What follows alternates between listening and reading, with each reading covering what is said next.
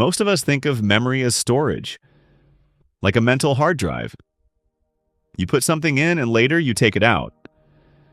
But that idea is quietly wrong. In psychology, memory is not a place where information is kept. It is a process. Every time you remember something, you are not retrieving it. You are rebuilding it. That may sound strange, but it explains something familiar. Have you ever been sure about a memory only to find out someone else remembers it completely differently? The conversation, the tone. Who said what first? Both of you feel certain, but both cannot be fully right. That's because memory is not a recording. It is a reconstruction. Early memory researchers noticed this more than a century ago. They found that memories change over time, not only because we forget details, but because new information gets mixed in. Your brain does not store experiences as finished stories. It stores fragments, images, sensations, emotions, meanings. When you remember, the brain takes those fragments and assembles a version that makes sense now. This is why memory is influenced by emotion.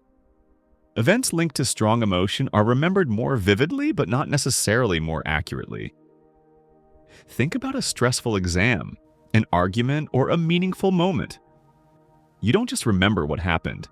You remember how it felt. That feeling becomes part of the memory.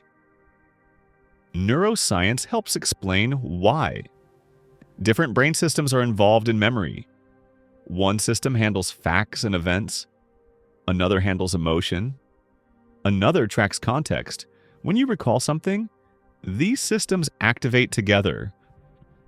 That means memory is always shaped by your current state. If you're calm, a past event may feel manageable. If you're anxious, the same memory may feel threatening. The past does not change, but the memory does. This is not a flaw in the brain.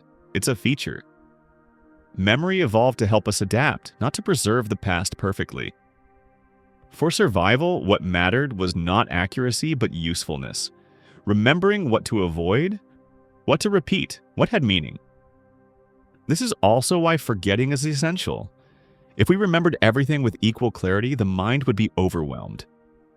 Forgetting is how the brain makes room. It removes what no longer seems relevant.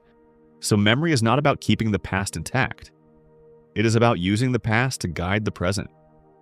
Understanding this changes how we relate to memory. It explains why memories can feel real and fragile at the same time, why they can comfort us, and why they can mislead us.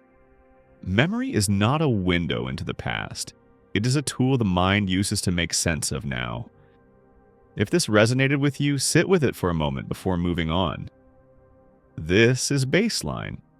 And sometimes returning to baseline is where clarity begins.